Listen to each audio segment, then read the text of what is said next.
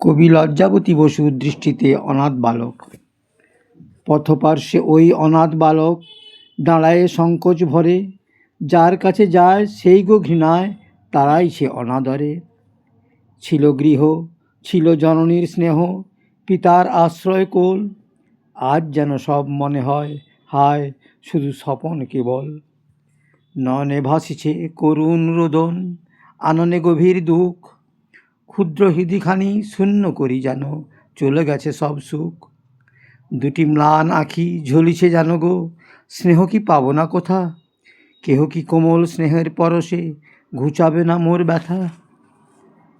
কত লোকজন করে আনাগোনা, কেহ তো দেখে না তারে, বেদনার যেন প্রতিমূর্তি মতো কাঁদিছে দাঁড়ায়ে দূরে। কেহ কি তোমরা দিবে না তাহারে অমূল্য সে স্নেহধন, কেহ কি তাহারে ভাই বলে হায় করিবে না আলিঙ্গন।